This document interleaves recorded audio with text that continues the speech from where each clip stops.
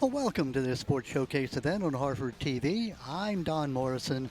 We're privileged to be at John Carroll School for a key non-league field hockey matchup between the host John Carroll Patriots of the IAAMA Conference, actually the B Conference, and the C. Milton Wright Mustangs of the UCBAC Chesapeake Division.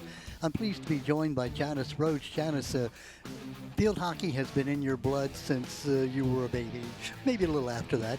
Talk a little bit about field hockey and about your ability to play the game. You're a graduate of Aberdeen High School, went to Hartford Community College in Towson, and you've been involved with this sport for your entire adult life.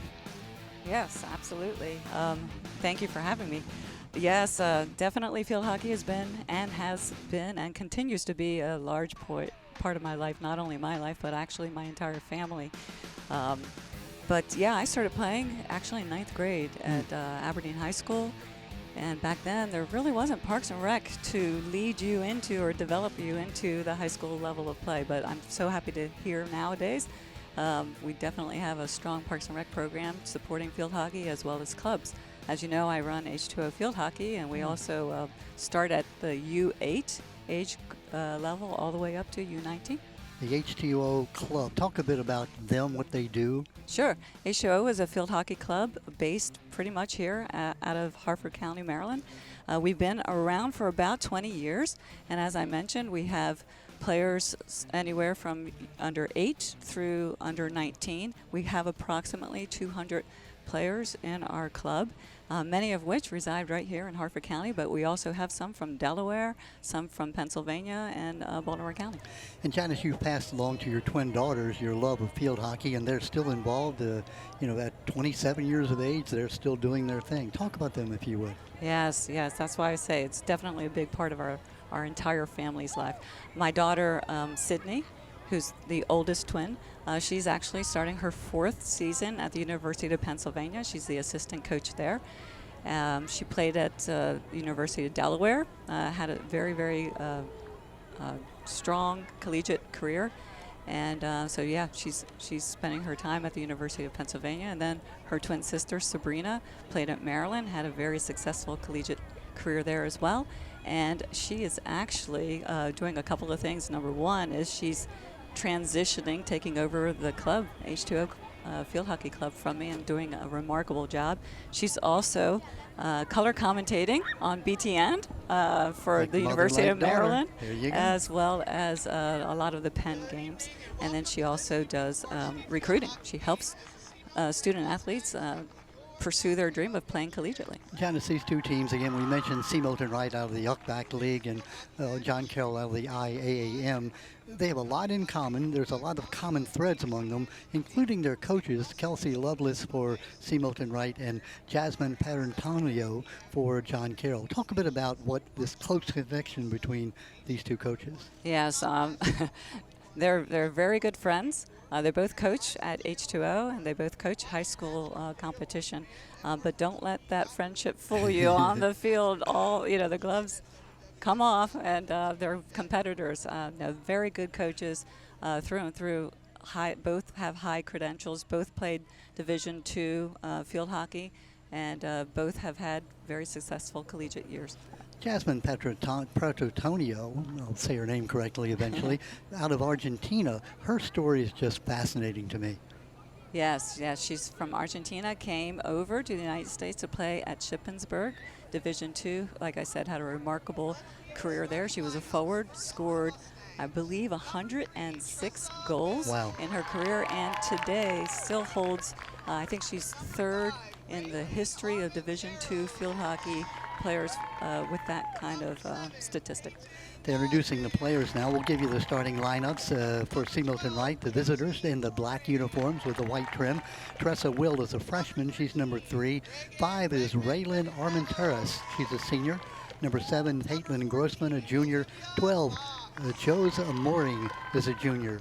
13, Reagan Wyman Venizelos. Number 14, Olivia Fox. 20 is Ella Seaford. 23, Sarah Carlin. 42, Morgan Thomas. 77, the goalie, and we'll talk about her in just a moment. Autumn Rutkowski, just a freshman. And let's talk about her just a moment. The Mercy game, Mercy School, these two teams have in common because they both played them. Milton and Wright tied them, 0-0. John Carroll beat them 4-2. I understand that Rutkowski, the freshman goalie, she's a freshman center back. Center back, excuse me. The But, goalie, Phoebe Hennessy. Thank you for correcting the goalkeeper. The varsity, a senior with 4 years experience, had, 32 saves? 32 saves. Yeah, remarkable, right? The not only a goalie like Phoebe Hennessy, spectacular performance in the cage. She also has to depend on her defensive unit, which includes the likes of Autumn Rutkowski, who's only a freshman. But yeah, she had some strong defenders back there with her, and man, they pulled off a miraculous game, going into overtime, ending with a 0-0. Tie. And Milton Wright, who again lost 11 seniors from last year. Also, they have 2 players who are their starting players out because of injury. So they come in a little bit handicapped in the fact that they have a young team and then a team where 2 of the people who were the stalwarts are not going to be able to play today. Right, yeah, especially with Milton Wright, you've got Reese Rizzi, who unfortunately suffered a labrum tear. And quite honestly, it's amazing to me over the last year and a half how many female athletes are suffering the same kind of injury with these labrum tears. In fact, John Carroll's starting center back, Lily Welling, out with a concussion, but she's also nursing actually a labrum tear. Well, she just hasn't had her surgery yet. But yeah, Milton Wright definitely is, unfortunately, she's having to work through some of these injuries that sidelined her tough or strong players. The John Carroll Patriots having their introductions as well. Clara Moffitt, senior. Now we're going to have our national anthem, even though we were told we weren't going to have one, but we are. Now to honor our country, here is our Star Spangled Banner. Heavenly Father, we ask you to bless each one of us, especially the coaches, officials, and players. Keep us under your protection of your Son, Jesus Christ, and help us to be aware of his presence with us during the game. We ask in the name of the Father, and of the Son, and the Holy Spirit. Amen. Our Lady, Seat of Victory, pray for us. Please remain standing for the playing of our national anthem. And here is our national anthem after the prayer.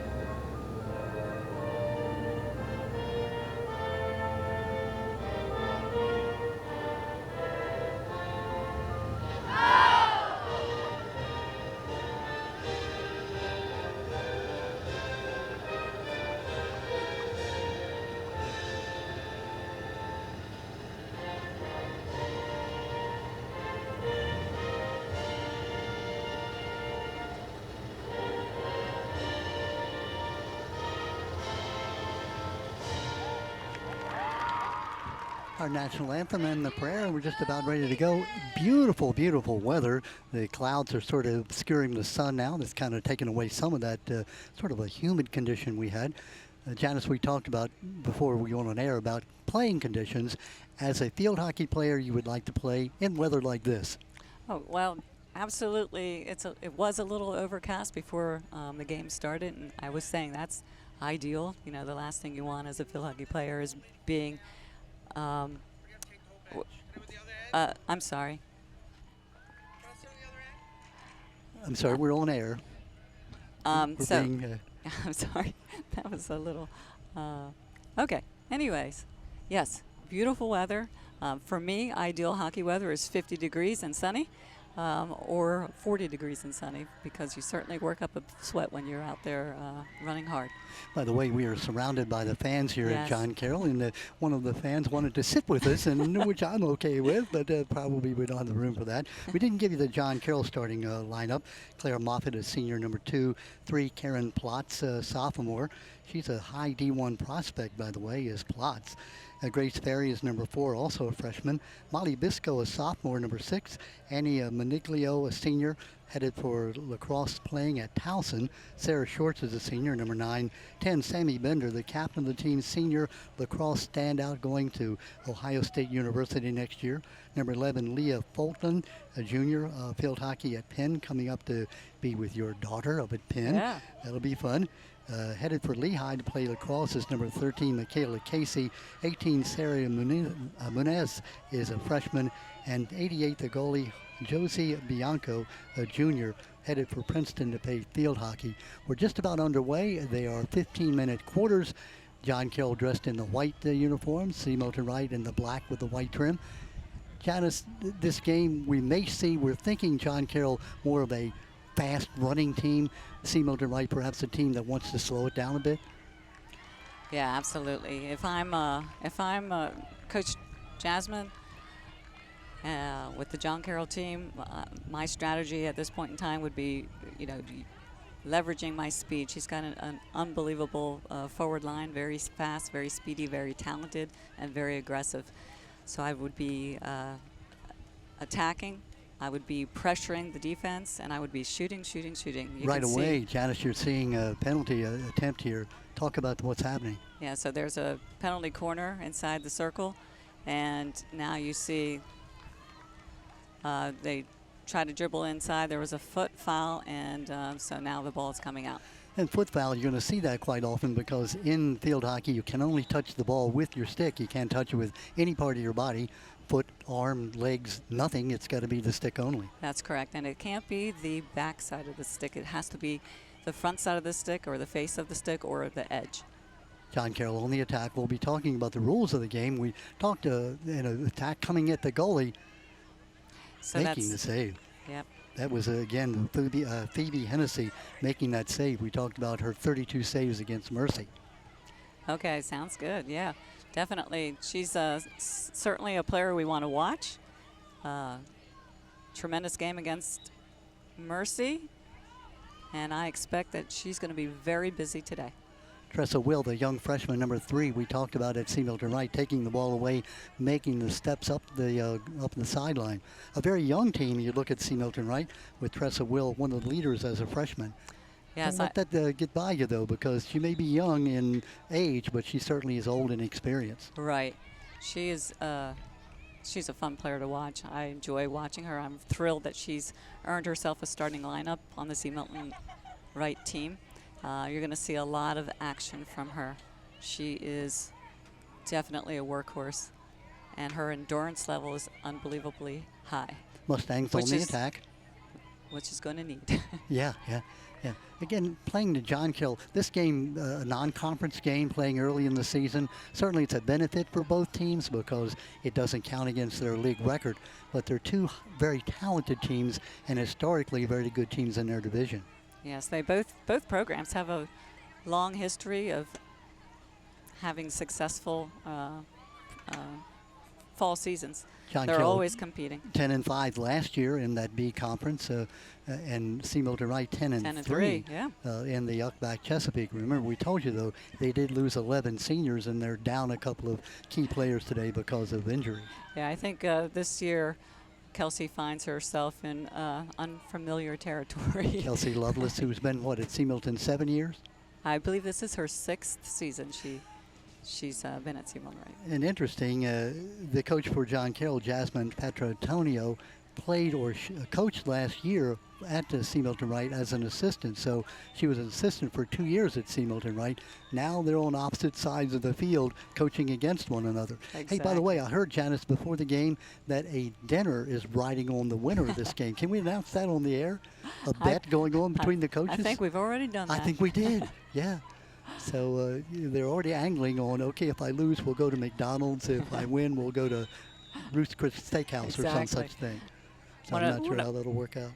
I hope Coach Lovelace has changed her corner plays, because you know that Coach Jasmine definitely knows all the plays. That's true. That's true, coming from that C. Milton Wright background. Right.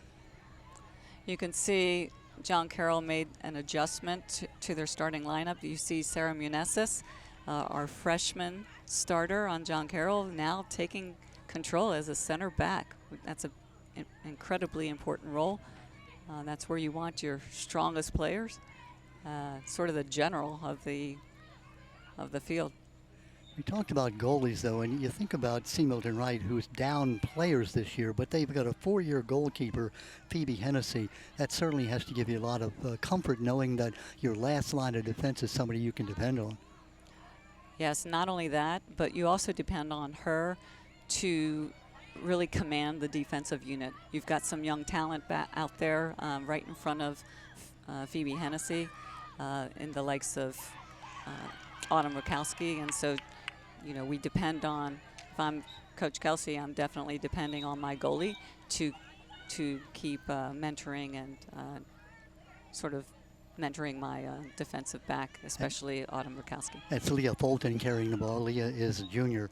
And we talked about her heading for Penn next year to play field hockey there. Yeah, Leah Fulton is definitely an impact player on this John Carroll team. Love her hands. She's got the quickest hands dribbling the ball. She can eliminate in the smallest of space here. You'll watch her eliminate. Oop. So there was a corner call. Essentially what the umpire is saying is that the C. Milton Wright defender pushed the ball out of bounds on purpose, and when that happens, it's an automatic corner. And now in a corner, you've got 4 defenders plus the goalie as defense, and you've got as many offensive players as you want. The ball will be brought out, sent out to the 16-yard line, where it has to be touched and forwarded and moved forward by one of the players before the offensive players can move. All right, so you see her receive the ball outside the circle, push the ball inside the circle before you can take the shot. That's Fulton we talked about. You can see that great pass she made. And that was a great shot. She took a backspace shot, which is very difficult to do. It's more of an advanced skill.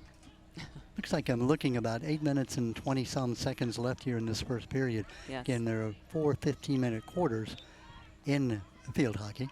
Another one of those penalty corners. So that's a dangerous shot. Now, if I'm C. Milton Wright, I'm taking the ball real quick, And sending the it danger shot, upfield. she let her stick go above her waist, and that's where the danger comes in. Actually, not any longer. Basically, though, she did let it come well above her waist. Okay.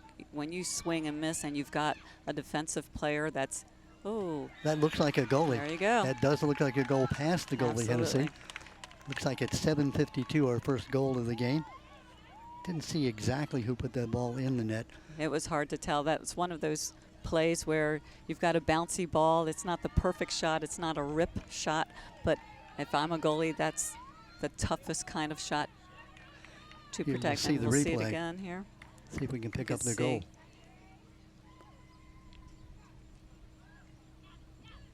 Sort of bouncy, bouncy, bouncy, you see, and right into the cage. Looks like I'm still having trouble picking up who had that goal. We'll find that out for you at halftime and be able to bring that to you. So John Carroll will go ahead by the 1-0 score at 7:52 left here in this first period. Janice, we were talking off air that if you were the coach for C. Milton Wright, you'd want to see that ball being advanced, maybe even a long distance shot to take the ball into the defensive area of John Carroll. Yes, I mean, it's not a strategy you always want to use, but certainly when you have, when you're playing against a team like John Carroll, I think for me, the priority would be get the ball outside, out of my defensive end, and get it into either the middle third of the field or the offensive third of the field. That's a great interception by Olivia Fox, the junior, number 14 for C. Milton Wright. And wow, what a takeaway. A takeaway by Annie Maniglio, the senior, headed to Towson next year. Now Sarah Short, senior number 9, bringing the ball up. Boy, great pass across the middle, huh? Yes, that was a great opportunity for John Carroll.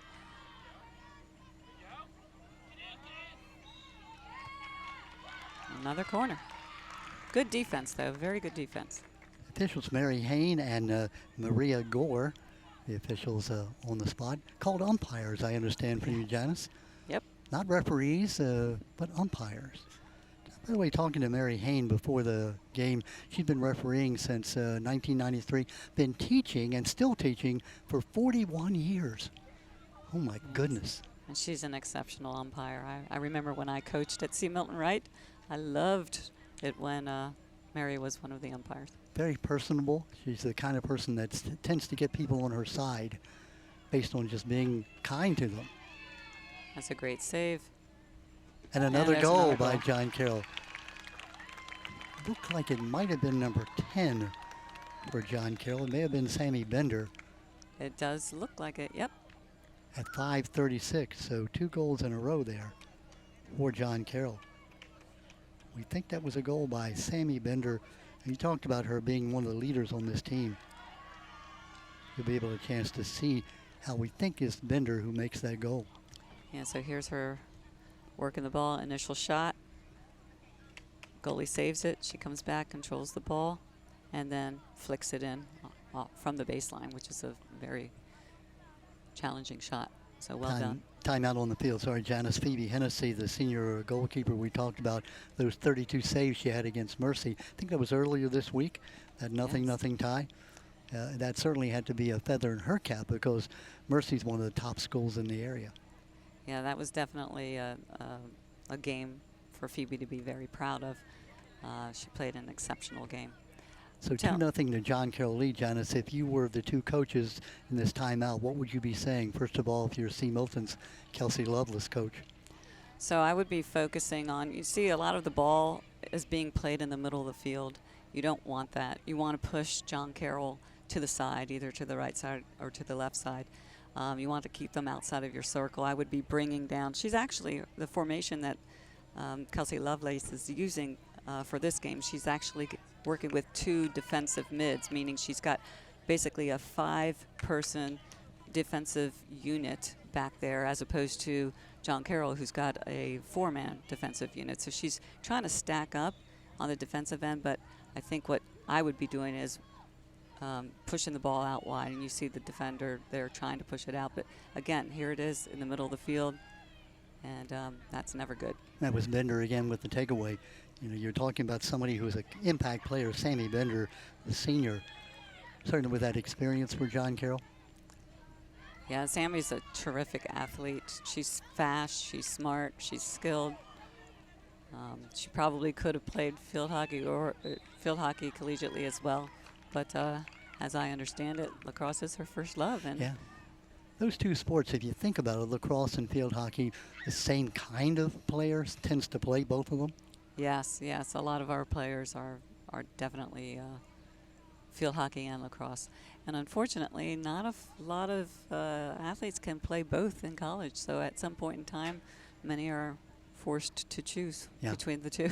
Penalty corner coming up. Already John Carroll leading by 2-0. That's Leah Fulton working in small space.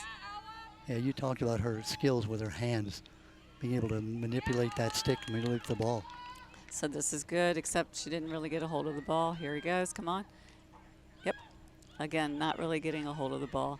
Good idea, though. She's trying to take that hit quick to get it out of their defensive end. Unfortunately. Maybe Schneidhauer, number 14, in the ball game for John Carroll. Here's Leah Fulton again, forcing the corner. Well done. Fulton is just an outstanding player, as you can tell, just a junior. So people have another year to put up with her in the high school ranks. 2-0 our score. And yet another corner. I should have been keeping track of how many corners. But this is probably the 5th or 6th at least. I believe so, yeah. And certainly corners offer you an opportunity to score. Absolutely. Basically, it's 8v3 or 4. The shot's taken outside the circle, so it wouldn't count anyway, but okay. We talked about that before. You can shoot from outside the circle. What makes it a goal in order to go in and be counted as a goal? It's got to be touched by an offensive stick inside the circle, so either on the initial shot or a deflection. Olivia Fox moving the ball down, taken away. Whistle blows. It'll go back to C. Milton Wright. The Mustangs out of the I should say the Chesapeake division of the Yuckback. Nice strong hit. So that there. was a nice strong hit. Tressa Will. The only thing I would change going forward is those hits need to be taken into space, not into or right at a player. So hopefully she'll find some space and open it up and just trust her forward line to run on top of the ball. John Carroll, possession of the ball. Karen Plotz, the sophomore, number 3 for the John Carroll Patriots.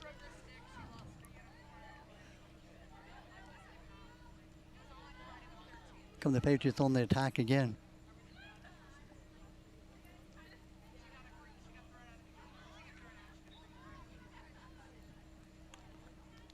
Mustangs with possession of the ball. Coming up on the 2-minute mark left in the first period.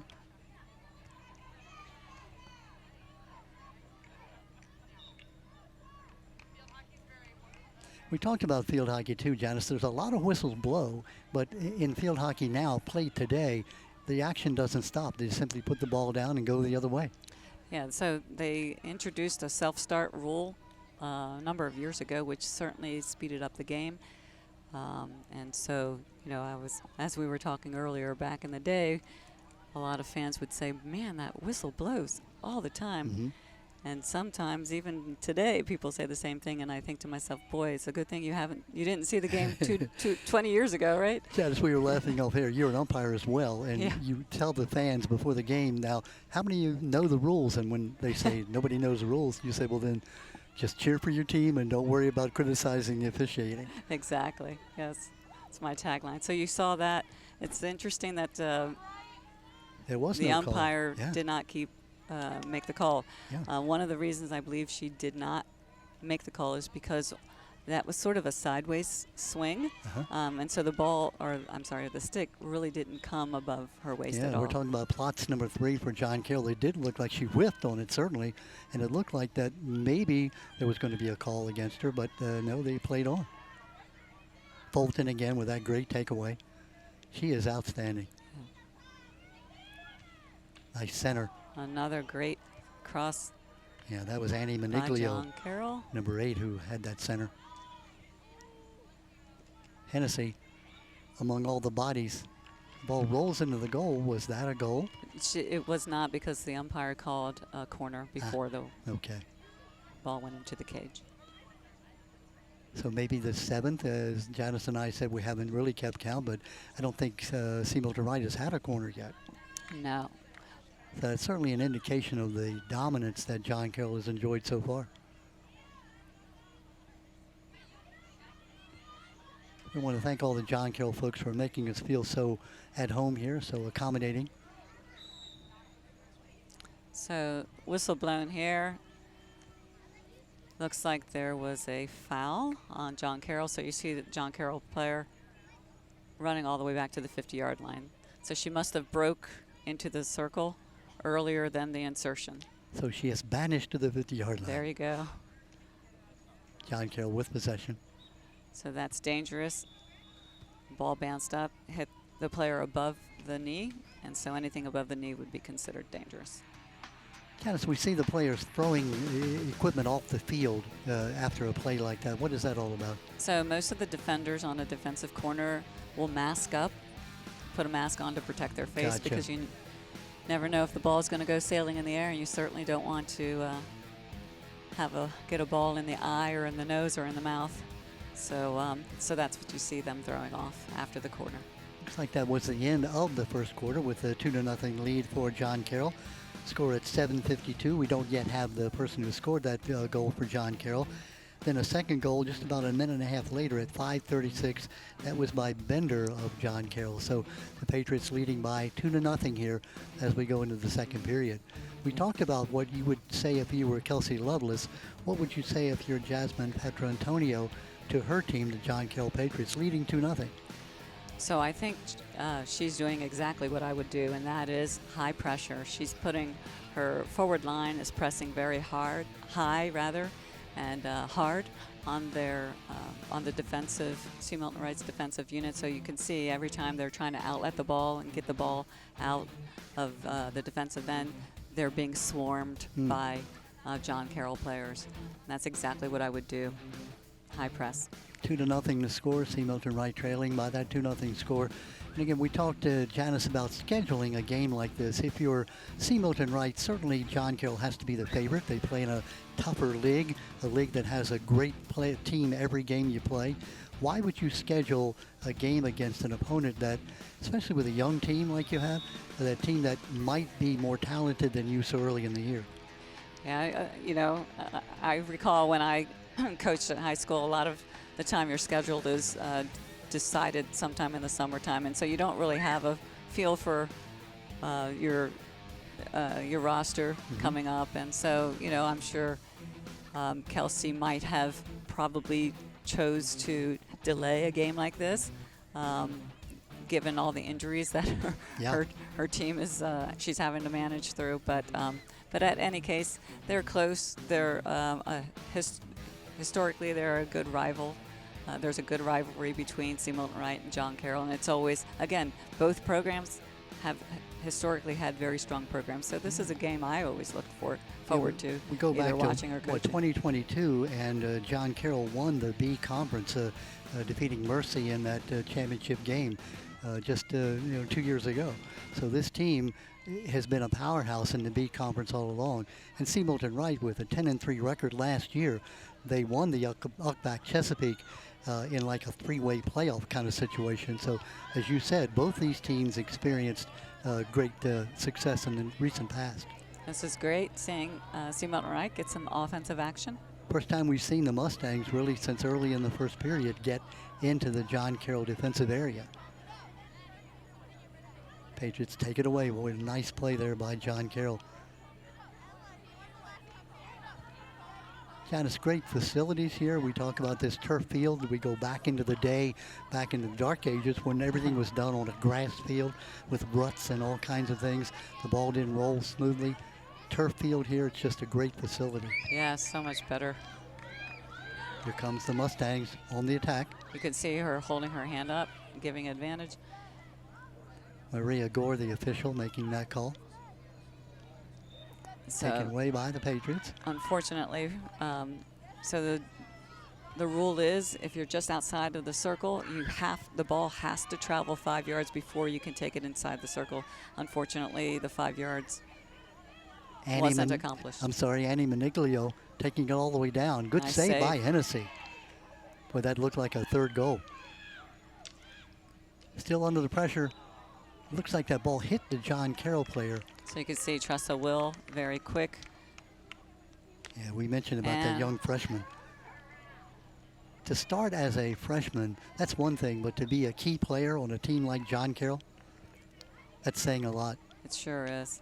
But She's Janice, you mentioned talent. it's not that they come to high school without skills. They've been playing rec ball and maybe even playing for H2O since they were under 8 years old. Absolutely.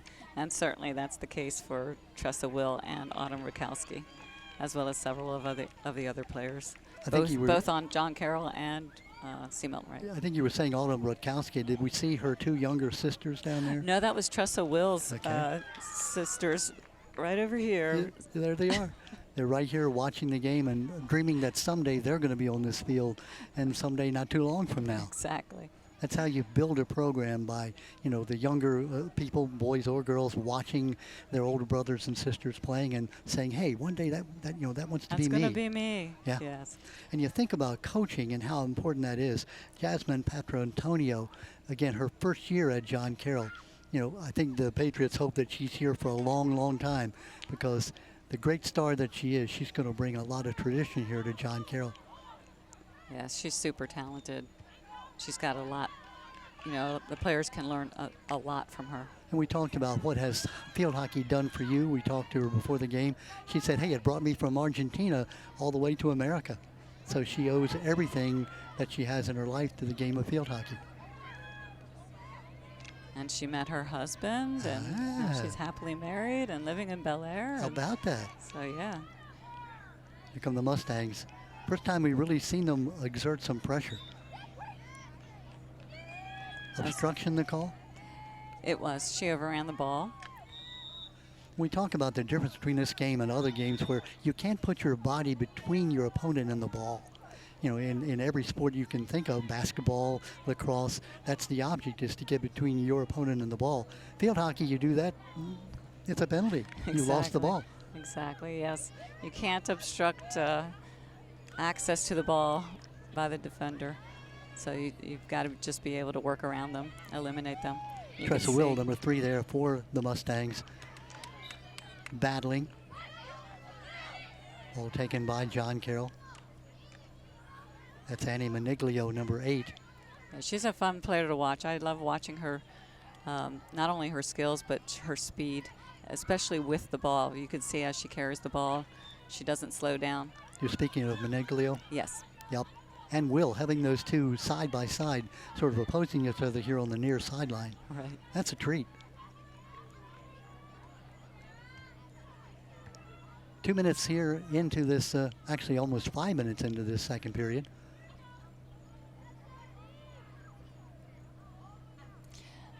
And this is, you can see right now, Tressa Will is now the center back, and they're doing a really nice job shifting, and that's has a lot to do with the fact that, you know, there's players that are injured on the sideline, so she's Coach Lovelace is challenged with regard to substituting, so she's doing a nice job pushing her center back, Autumn Rakowski, up so that she'll do some running while Tressa Will is back here resting up a little bit.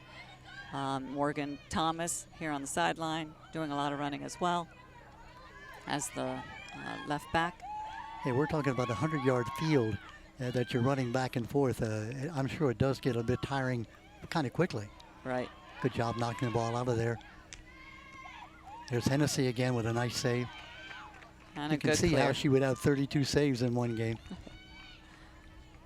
Under a lot of pressure. We talked about it. Your daughter was a goalie, and I'm not sure that I would want to play that position.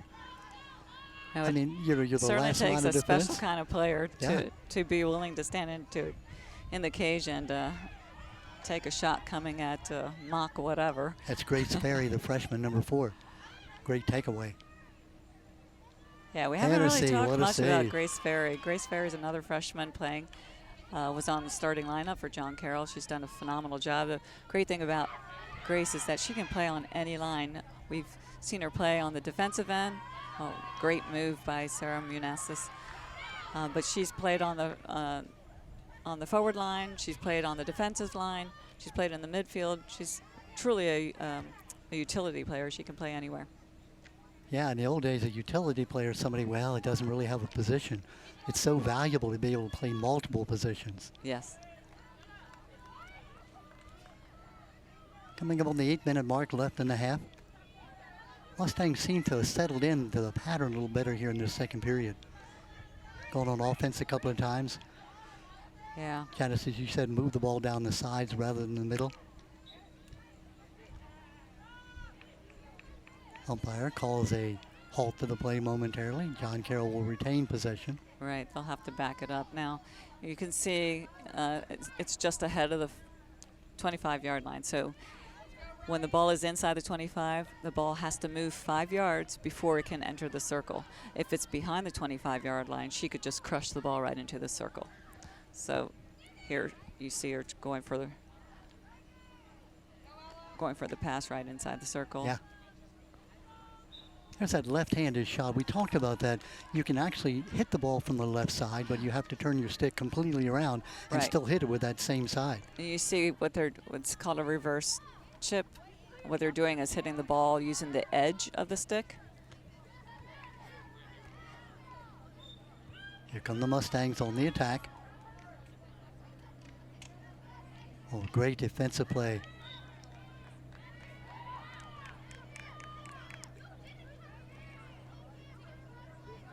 Looked like Karen Plotz, the defender, making that play for John Carroll. That's a beautiful pass by Cameron. You see how her teammate ran onto the ball? That's Maniglio. Yep, Great save shot by Hennessy. Put right back in there by Fulton. Reverse. Hennessy. That was a reverse chip by Cameron Plotz at the top of the circle. John Carroll has so many outstanding players. I mean, you don't know where the pressure is going to come from. Exactly. Yeah, very talented, strong team.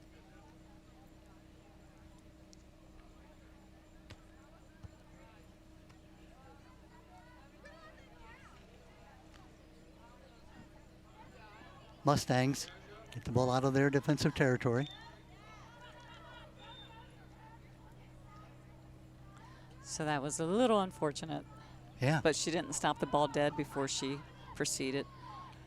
Yeah, the Mustangs So had they an had opportunity going down that far side. Right. So there's a foot call. And you see how quick John Carroll self-starts, takes off with the ball. And you mentioned how fast they are. As a team, they have great team speed. Yep, Well, they say there's no coaching speed and no coaching against it. exactly. It's a exactly. big equalizer, big difference maker.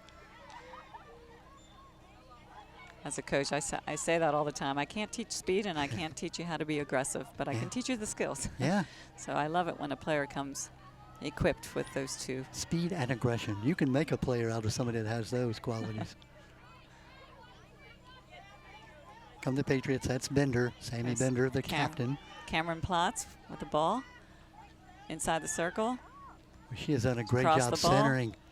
Good job by and there. another corner. Yeah, and that is that young lady Tressa Will, number 3, making that save, kicking it out of the offensive area.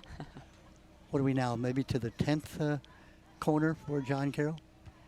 Again, I don't They think, certainly have had their opportunities. I don't think we've seen one again for C. Milton Wright. You know, overall, if you look statistically across whether it's high school or college, the success rate on corners is, I mean, if you can get it to 30, 35%, you're doing really, really well.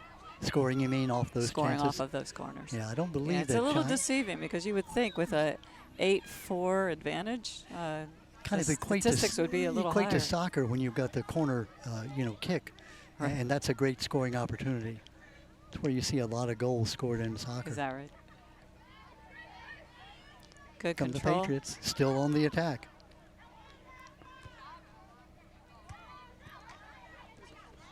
And a great save by Phoebe. Great shot by Leah Fulton. Hennessy. She's been under fire this entire game, the goalie for C. Milton Wright.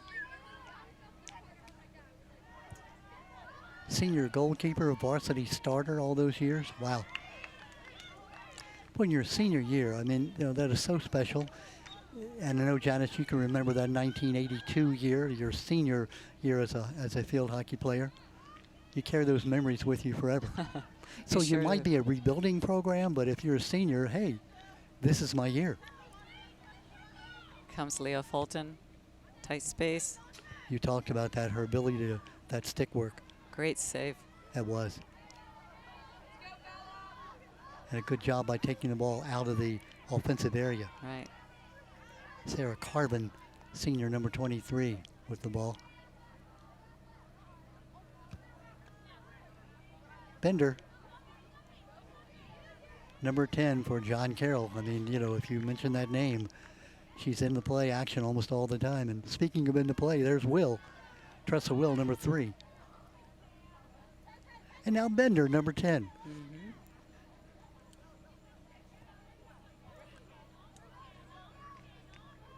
Good pass. Good possession by the Mustangs. Whistle blows. Looks like C. Milton Wright will retain possession. You mentioned Autumn Rutkowski. There she is, the freshman, number 77.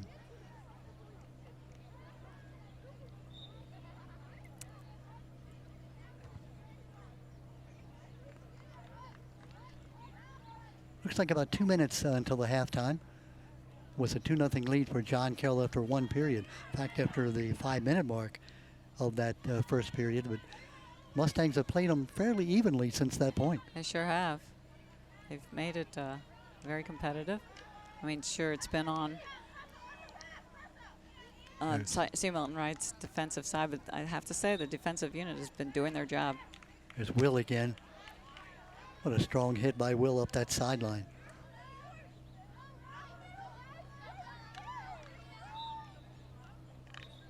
So that's going to go for John Carroll. Back to John Carroll.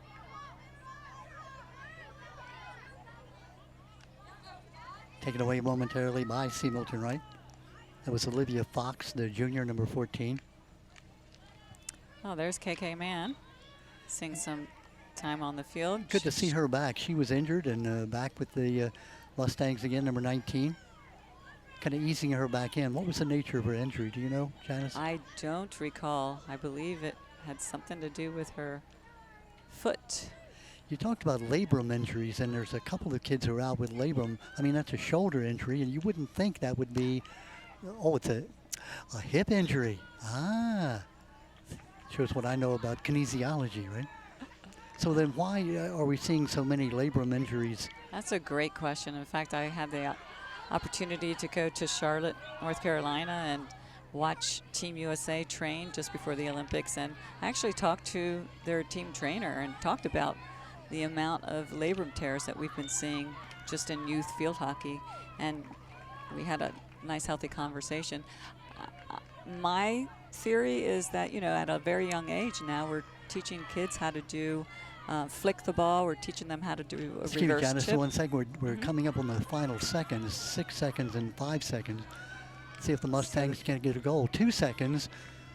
That was unfortunate. That was That then is the end of the first half with Yeah. the score 2-0. It's been a good game. It's been an interesting game. When John Carroll scored those 2 goals, almost back-to-back, one at 7 minutes and 52 seconds, the other at 5:36. It looked like a runaway, but the Mustangs have come back and made a game of this. I absolutely agree. I'm so happy to see in the second quarter, C. Milton Wright having a lot more offensive opportunities. Still, John Carroll dominating the game, dominating the pace of the game as well. But John Carroll has had some spurts up the field into the offensive end. So I'd like to see them try to force some corners instead of forcing shots. Just get in there, hit a foot, and then get the advantage. Janice Rhodes, very good. We're here at halftime, a 2-0 lead for John Carroll. Don't you go away. We'll be back with the second half action in just a moment. We're back with you at John Carroll. It's the John Carroll Patriots taking on the C. Milton Wright Mustangs. Janice Rhodes and Don Morrison are talking pleasure here at it's just a beautiful day here at John Carroll. People have been nice to us. We had a young lady who's running across the field to find out who scored that first goal. A young lady from C. Milton Wright trying to find out who scored John Carroll's goal. What a nice young lady. Now that's sportsmanship. That is it, yeah. I hope you've enjoyed this. This has been an interesting game. Again, one that we knew John Carroll had the upper hand, being more experienced, in fact, having less injuries. But C. Milton Wright has played tough, especially up to the mid-portion, that is, of that first period, because they were down 2-0, and it looked like John Carroll was going to have its way. Yes, they came out strong. We're underway. They switched sides now, just so you're not confused. Great the black-shirted C. Milton Wright team going from left to right on the TV screen. John Carroll going from right to left. John Carroll, the host team. John Carroll coming in with a 1-4 record. Again, is that indicative of the kind of team they are? No. It's showing what great competition they play. C. Milton Wright 2-1-1. Patriots on the attack. Again, that's the Fulton young lady.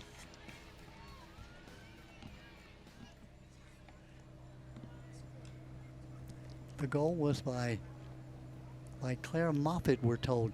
Young lady named Basham, I don't have her first name, who ran all the way across the field and got it for us, but we'll try to get her first name and give her credit. So if you're keeping score at home, and hopefully you are, that goal was scored again by Claire Moffitt. Moffitt. Number There's 2, Claire Moffitt. So we have a goal by Moffitt and a goal by Bender. Sun going down here a bit at John Carroll. It's a very comfortable day. Less than a minute into the game, you see John Carroll going forward strong, already forced 2 corners now. Yeah, we weren't keeping track during the first period, first half, but they had at least 10, penalty corners, And now two here very early with, as you said, just about 2 minutes into this second half. Outside the circle, so it shouldn't count, even Yeah. if it did go in. And again, explaining, Janice, the offensive players have to remain outside that circle until what happens? Until the ball is inserted. Once the ball is inserted, then if you're not receiving the ball, you can start attacking the cage. But if you are receiving the ball, you have to receive the ball outside of the circle, bring it back into the circle before you can take your shot. And when you're saying inserted, you mean one player who's outside that 16-yard circle? The person that's on the baseline Uh-huh. of the field, she's inserting the ball to someone usually at the top of the circle. Uh-huh. And they have to wait outside that circle. They Yeah. can't come meet the ball. Correct. Because again, the ball has to be stopped outside the circle first, then pulled into the circle to get the shot. And Janice, you mentioned that maybe 30%, if you score on 30% of those penalty corners, that probably is a very good average. Yes. I'm not sure that either the two John Carroll goals were on a penalty corner. I think they were just sort of During field scrums play, in front yeah. of the net. Yep. So even though the Mustangs have been dominated in the penalty corners, they've not given up any shots through the goal on that particular play. Phoebe Hennessy, the senior goalie for C. Milton Wright, we've been talking about her all game. She certainly has been a stalwart for the Mustangs. Yeah, more like a brick wall in there, all right? Stalwart brick wall, yeah, I see what you're going with.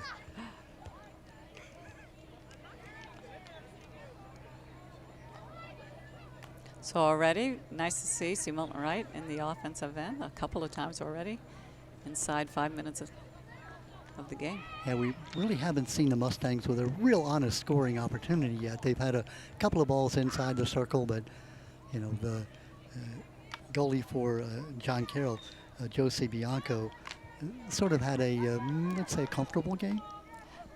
So far, yes. So far. She certainly has. That's an announcer jinx, by the way. Yeah.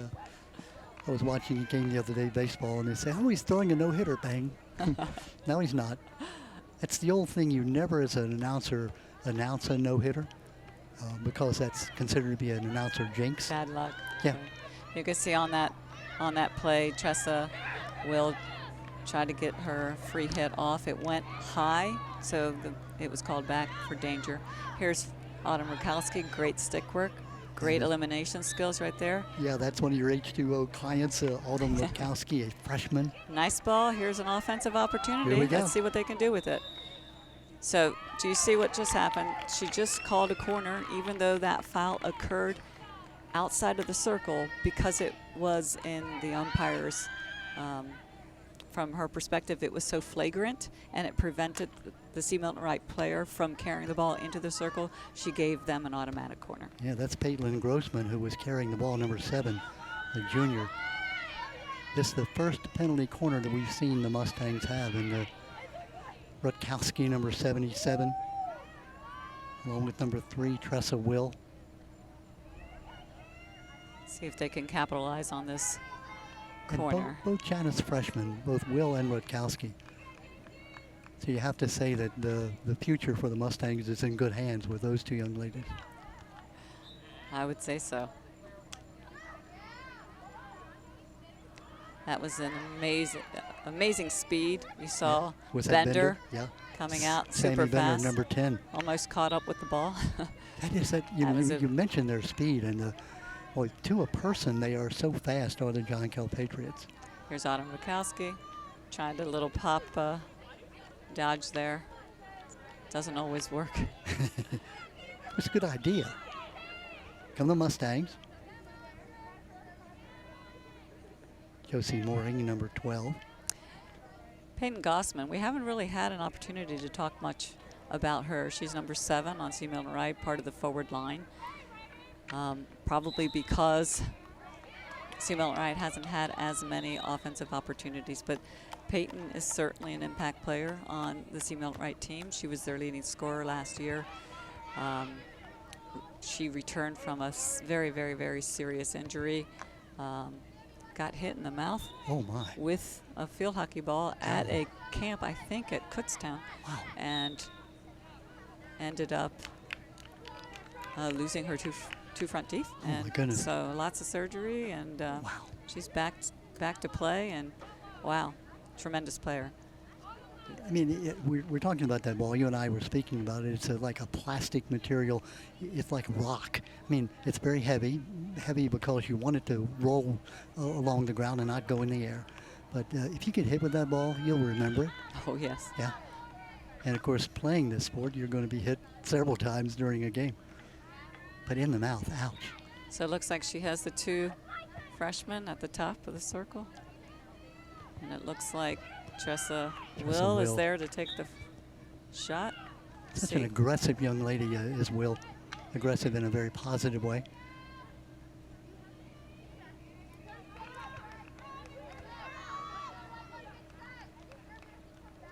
Coming up on the 7-minute mark here of the third period, no scoring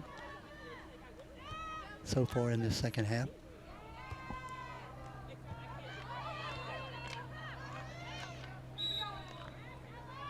Battling That's for the great ball. defense by, I think, who was that, number 4? Looks like 15 or 14, Olivia Fox. It is 15. And I don't have a 15 And I don't have a 15. on my roster. Huh. They may have switched numbers, or maybe we didn't get that number, but we'll just say number 15 made a great play. Yes, she did. Here's Rutkowski, freshman. So you see it's above the 25, so she's got to carry it 5 yards. Taken away. And just quickly, Rutkowski gets it back. Takes Janice, a quick start. The skill. And she forced the corner. So let me just explain that real Please. quick. So the umpire called a free hit for Autumn Rutkowski in this case. She took a quick start. John Carroll's defender didn't give her 5 yards. She didn't even back away. She actually played the ball. And when you do that, when you're that close to the circle, it's an automatic corner, even though the foul occurred outside of the circle. So that was a smart move by Autumn Rutkowski to sort of lure John Carroll to make that The foul. freshmen outsmarting the seniors. That's a good idea. Tressa will insert the ball to Rutkowski. Great pass by Rutkowski. Seems like a stalemate there. The ball stuck between the sticks. We'll see who comes out with it. A scrum. Oh, Will just forced another corner. So that's, Wow, I think, 3 corners yeah. for John Carroll. I'm sorry, for C. Milton Wright. Yeah. What I was going to mention about the skill of being able to watch the ball and watch your opponent at the same time. So the ball is rolling along the ground, your eyes are down. How in the world can you watch where you're going by keeping control of the ball? Exactly. That's something we, from a young age when we're working with our U8s and U10s, and that's something that we teach them to do, which is you can't have your head down traveling with the ball. You always have to peek up. So having that vision ahead of you is very important. Janice, you talked about how they reversed their stick. Rutkowski did that just then and centered the ball as 5:23 left here in the third period. A timeout is called. You talked about that being one of the advanced skills. Yeah, it's definitely an advanced skill. What was called here was danger. So it's great when you could get that shot off. But if there's a player inside 5 yards from you and the ball's lifted like that and it hits her, obviously that's going to be called a dangerous call. Okay, so the ball will go over to John Carroll. Correct. 5:23 left here in the third. There's been only scoring in the first period. Those scoring coming at 7:52 and 5:36, but no scoring in the second period so far, none here in the third period. 2-0. Yeah. That certainly is within range if you're C. Milton Wright. A third goal would make it very difficult, but down 2-0, anybody's ball game. Exactly.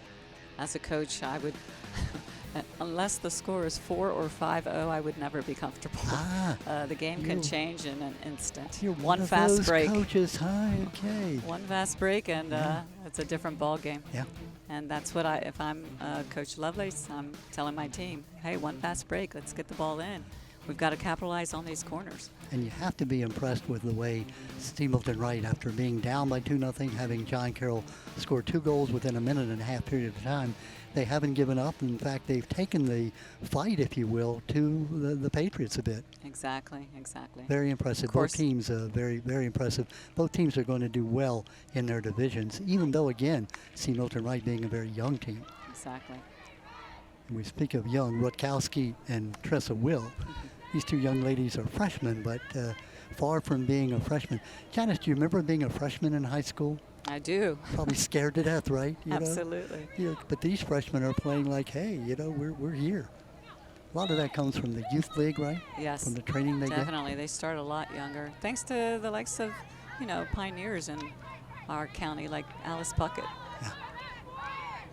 Alice Think Puckett, the great coach at Falston. Yeah. Didn't she win like 13 state titles or something? Something like that. That's crazy. But not only that, I mean, I think she just celebrated her almost 30th year of Puckett Camp that, teaches field hockey to kids as young as 5 years old and as old as 17. So she's certainly a pioneer in our county. And you talk about a legendary person whom everybody who's ever met her loves her.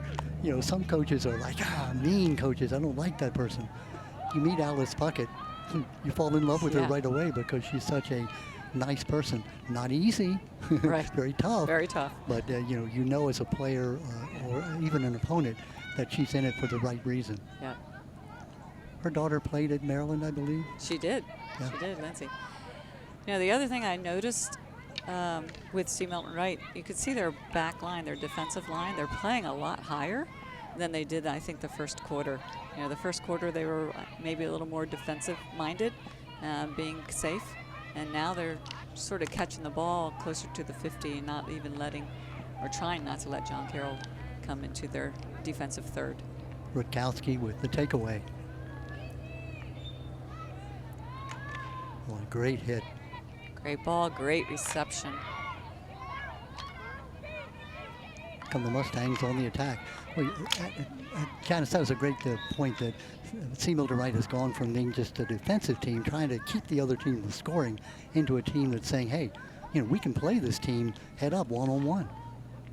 Yeah. Is that, trying to think, that was a great reception. I can't see the number over there on the left wing, if that was Reagan.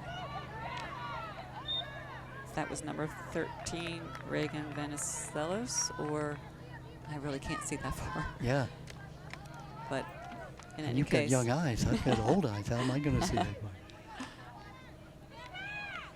Great double team there. That's Peyton Gossman with the ball.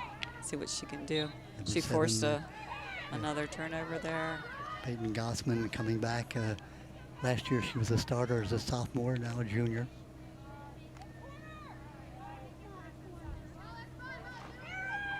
I haven't mentioned Mary Hain or Maria Gore's names very often. They're the umpires, and I guess that's a good thing. You as an umpire, if your name is not mentioned, you've probably done a pretty good job.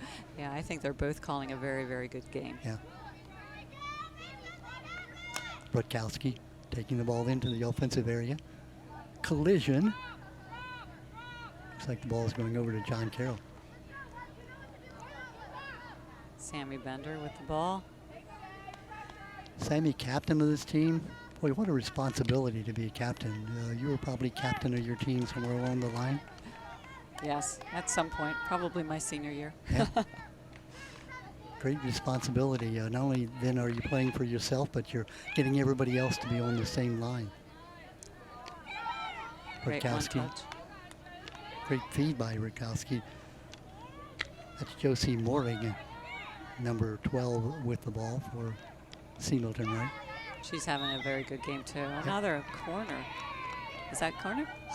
They had no corners at like. all in the first half, and they've had, by your count, what, 5 now? Here in this third period alone? 4. I don't know what Coach Lovelace said to them. But whatever it was, It's certainly working. bottle that and keep that as your halftime speech from now on. Absolutely. I think they found out midway of that first period, hey, we can play with this team. We're not overwhelmed by them. Right. And it's been an even game since that period midway of the first period. Not that John Carroll has played any less well. It's just that C. Milton Wright has stepped up their game. Now, you mentioned Josie Mooring. That's another unsung hero. She's having a fantastic game. She's also an impact player for C. Milton Wright. And we talked about the Mustangs not having any scoring opportunities there. They've had about 4 or 5 scoring opportunities here in the last couple of minutes. Right. Now Coming they just up need to capitalize on them. The last few seconds here of the third period. That's a great outlet by John Carroll, getting the ball now into the offensive third of the field. Nice takeaway. Is that Ruskowski again? Indeed it is. You saw the umpire touch the back of her hand. That was Cameron Potts that was playing defense there. And it must have just touched the back of Cameron's stick during her offensive tackle. Or I'm sorry, defensive tackle. And Janice, the rules of this game as we come up on the last 10 seconds of the third period, they're very complex. Yeah, I'm sure as an umpire, it's very challenging, but as a player, to know the rules and as a coach. Yeah, actually, and that's something that we try to,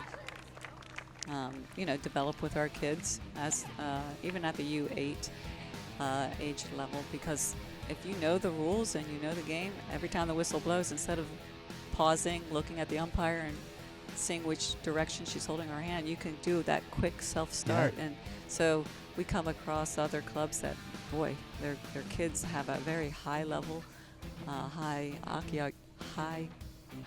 IQ. And so, they're able to know what's going on with the game, and it just speeds up the level of play. Coming up on the fourth period now, one period left. The Mustangs of C. Milton Wright have trailed for the entire game since way back in that first period, but they've maintained that 2-0 deficit. They've had a couple of opportunities to score here in that third period. I don't think they had many opportunities in the first half. No. Now, as you said, they've just got to convert. I have to say that was certainly the best quarter of competition that I think we've seen so far tonight. Yeah. And it's been a very good game, well played by both and cleanly played by both teams, and Right. well officiated, well coached. Yeah. And I must say, at least one of the commentators, I mean you, has done a good job. Oh, why, thank you. You're supposed to say so have you, Don. So it'd be fun. Thank you. You're a pro. Thank you. You said that with such great conviction in your mind, too. You're a proud of that. mentor. Can learn a lot from you. See, the mentor is translated as you're old. Yeah, you become a mentor only when, someday when you get older, they'll say, boy, that Janice Rhodes, what a mentor she is. They already say that. And that'll so. be, just a euphemism for Janice has become old.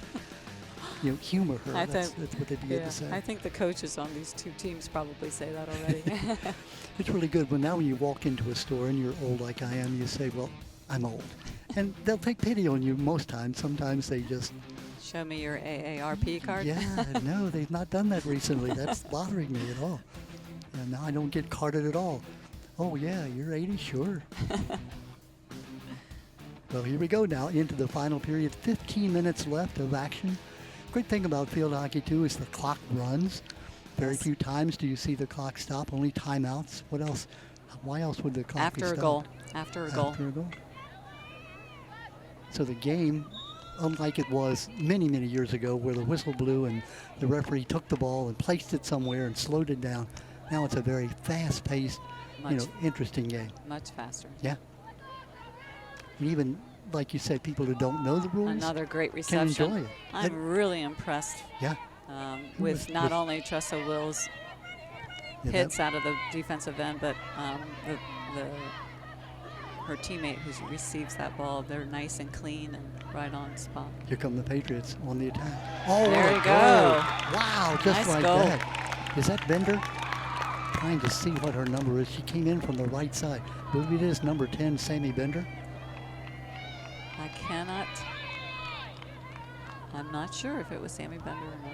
Well, let's give her the credit right now. At 14-12 of this fourth period. It So looked like the it was umpire's having them reset the clock. Here Here we'll comes the see. replay. Number No, 8. Number 8, it's not That's Bender. Annie, right? Yeah, that's going to be Annie Maniglio. Yes. So take it away from Bender, give it to Maniglio. That was a great play. I mean, she came in from that right side. Had looked like no angle at all. Exactly. Was able to put the ball past goalie Hennessy. She did a very nice job carrying the ball.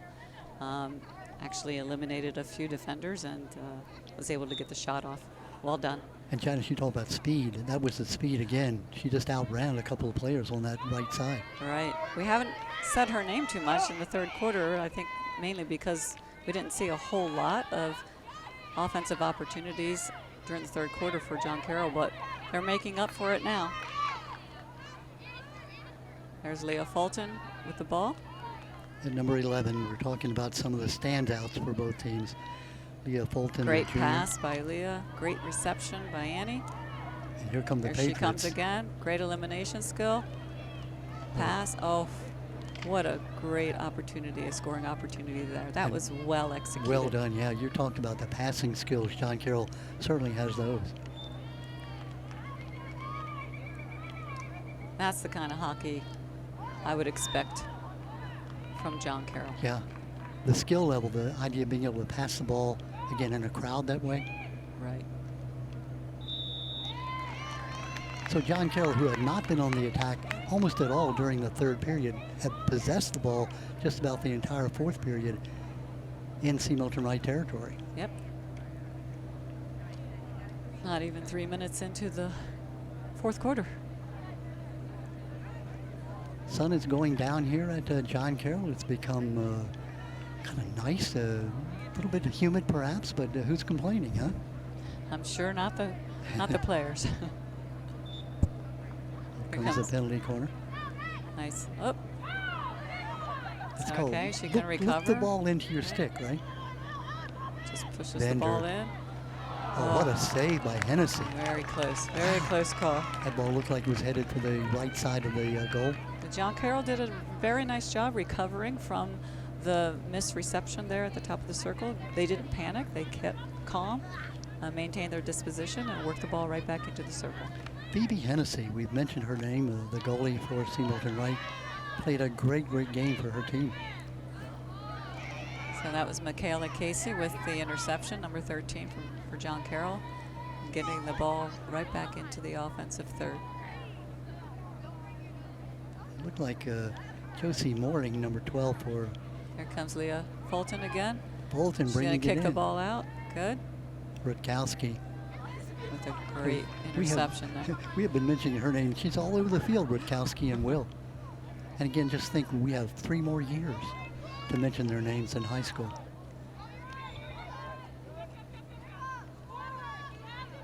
Speaking of Tressa Will, number 3. So if I'm Tressa, I'm sprinting up there, grabbing the ball, and I like her And that- now that's- Milton. Is that C. Milton Wright blue shoes she has? I like that. Kind of stands out. sure does. Wow. Strong hit. Intercepted by John Carroll there. Here they come. Great pass. It was. Cameron Plotz with the shot. A little bit wide. Coming up on the 10-minute mark left in the game, 3-0 the lead as you see. John Carroll Patriots have led all the way, scoring 2 goals in that first period and now 1 goal in the fourth period. Goals by Moffitt, Bender, and now Maniglio.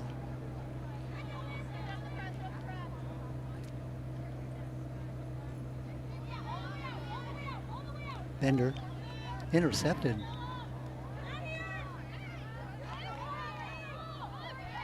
Good job by C. Milton Wright containing the ball. Bella McNutt in the ball game, number 33. Right. She's sort of another unsung hero. Yeah. She's had possession of the ball a few times, doing a really good job carrying the ball when she has it. That was Tressa Sort of Will. See her both on in the midfield, and then I see her on the forward line. So I don't know. Looks like she's on the forward line for the most part, but does a really nice job helping her defensive end. Here's Leah on the Fulton, recovery. number 11 for John Carroll.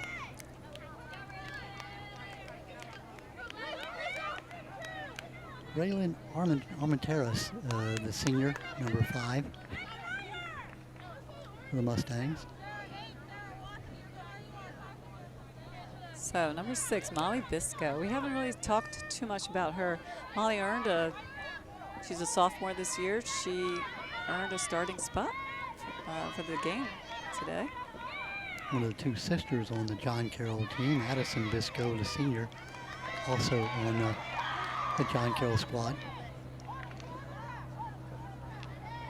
Kate Bianco and Josie Bianco, the other sister combination. Janice, we talked about your two twin daughters who grew up playing field hockey together. Certainly that has to be an experience. Yeah, it was a lot of fun. Good thing one was in the cage, though. Yeah. So there wasn't too much bickering on the field. Hennessy Great clear. again. That was a great clear. Nice and strong. She has been very impressive. We're talking about Phoebe Hennessy.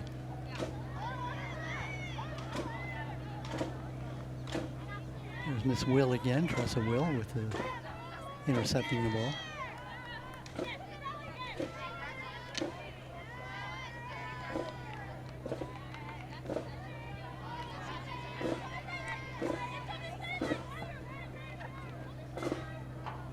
Clock continuing to run, 7 minutes and 40 seconds left in the contest. So the ball must have gone out of bounds on the sideline way down there. I'm surprised that her teammates weren't a little closer to help her out there. Yeah, They probably thought it was a 16-yard hit. Witkowski on the defense. We give John Carroll credit there. It seemed like they were a little bit of a lapse in terms of their offensive firepower during the latter part of the second period and the third period, but they've turned it on here in the fourth period. You sure have. Again, warming up for that IAAM B conference competition that's coming up very soon.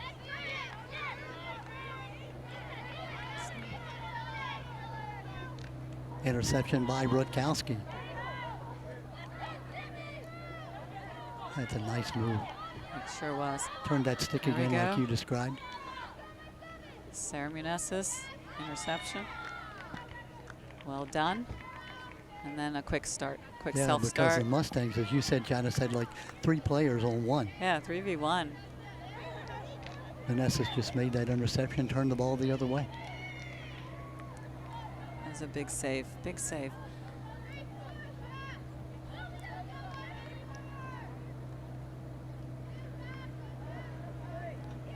Come the Patriots. There's a Great goal. goal. Great deflection. Looked like, let's see if that was Annie. It looked like Annie was carrying the ball, and then who's number, I think Sammy Bender was carrying the ball, number 10. Who do you think, Annie Maniglio? it might have been Annie, and then deflected in by Maggie. Maybe we'll get a replay on that. Here is Here the it replay. comes. So that's Annie carrying the ball. Here's number 14 setting up right in front of the goal cage, and a great deflection into the goal. Yeah. It's number 14, Mickey Schneidhauer, the senior. Yeah. Well-deserved goal, and well played by Annie. She set that up beautifully.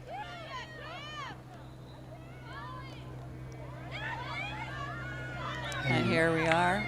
Coming back again as John it's a Carroll, now 4-0 lead.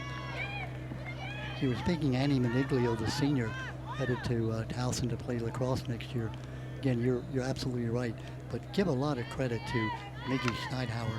She set herself up there right in front of the goal, waiting for the pass. She certainly read that play beautifully. Yeah. She was in the right place. Teamwork, so important in this sport. So again, if you can see, there's this white wall right in front of the defender. There's, without C. Milton Wright players getting in front of that wall of defense, they can't hope to get the ball. So here's a call. Again, the player was not 5 yards. And so because that's happened several times, you can see the umpire just issued a green card to number 17, Alyssa Slum. Sophomore. A green card means what? 2 minutes. 2 minutes off the field. So now C. Milton Wright is up by a player for 2 minutes? Correct. Let's see if they can capitalize on it. That's Bella So that McNutt. was Bella McNutt. Yeah. And as you said, it wasn't a major penalty, but she had warned them several times, talking about Mary Hayne now. All right. They usually give one warning to each team. Anybody By that's the taught for 41 years, got to have a lot of patience, don't you think? Yes, 41 except when it years. comes to field hockey. Yeah. I definitely agree with that call.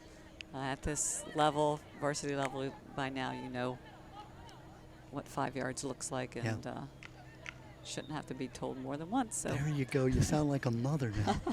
I've told you several times. Don't make me come in the back seat. Remember driving? oh gosh, Don't make me stop this car.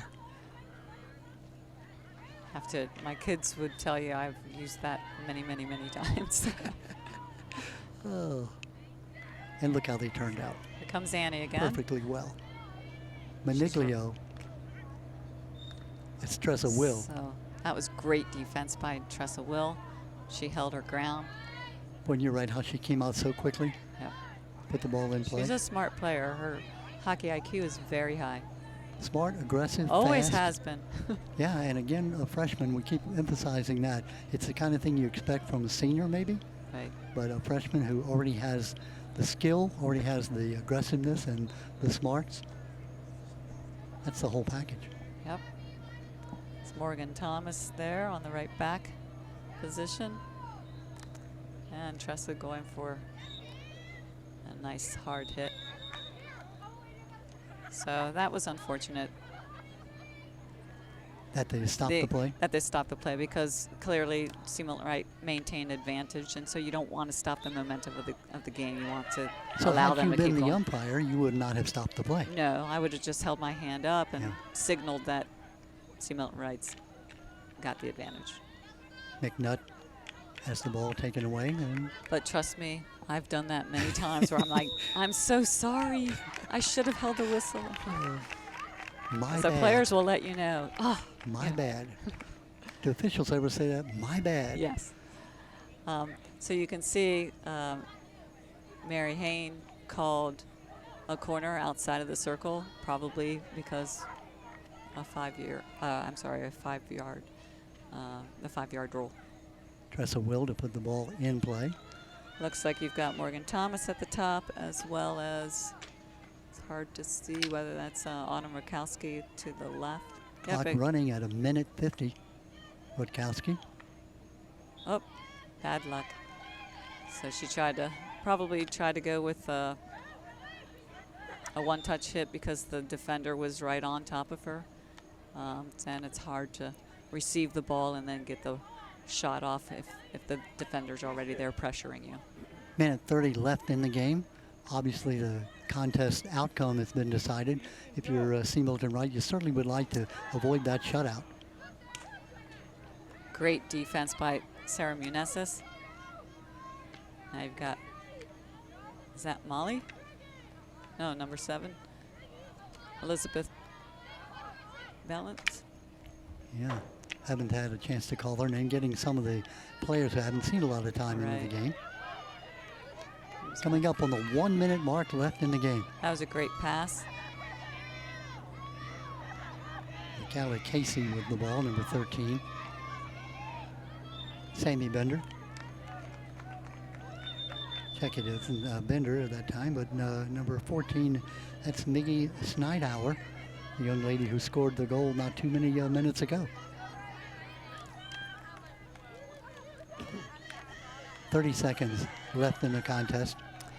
So it looks like we missed. It must have happened after a goal in the fourth quarter when John Carroll maybe scored a goal or two, but it looks like they made a goalie switch. You've got Emma Bomboy now in the cage for John Carroll, and Josie Bianco is on the sideline.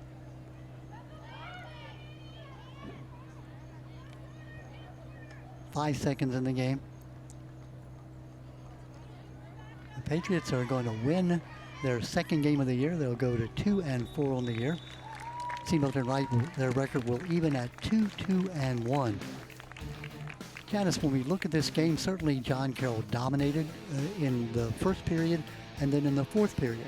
In the middle part of the game, it was pretty even. I would agree with that, and I was happy to see that.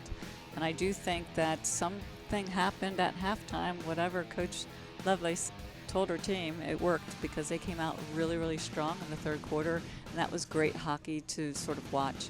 But yeah, from the outset, you saw John Carroll again, with such a strong, talented team coming out, 5 Division I athlete commits to their starting roster, and certainly some top prospects as well on their roster. I mean, they're definitely a force to reckon with. So I was not surprised to see them start out really, really strong, as well as end very, very strong. Well done, John Carroll. Moffitt, Bender, Maniglio, and Schneidauer, the goals for John Carroll. Great job defensively by the Mustangs, because John Carroll again had the pressure on a good part of the game. Hope you've enjoyed it. Janice Rhodes, Don Morrison, our pleasure to bring you this game. Again, the 4-0 win for John Carroll as they go to 2-4 in the year. See Milton Wright evens out at 2-1. Janice, any final thoughts or comments about the game? No, like I said, I'm glad. I was anxious to see how this game was going to play out. I was a little disappointed about the injuries on the C. Milton Wright side, but all in all, I think it was a great game, and it looks like someone's going to owe someone some dinner tonight, right? Yes, we talked about that. Miss Lovelace and the coach for John Carroll, Patronatonio, said the loser buys lunch, and I was trying to convince them that at least make it McDonald's or somewhere. Don't let the winner choose where the lunch is going to be. Exactly. So, two good friends who coached together last year, and so now they're friends again that the game is over. I'm sure they are. Janice Rhodes, great job. Thank you so much. Thanks for tuning in. A 4-0 win for John Carroll. I'm Don Morrison. Thanks again for tuning in. We'll be back real soon with another Harvard Showcase event.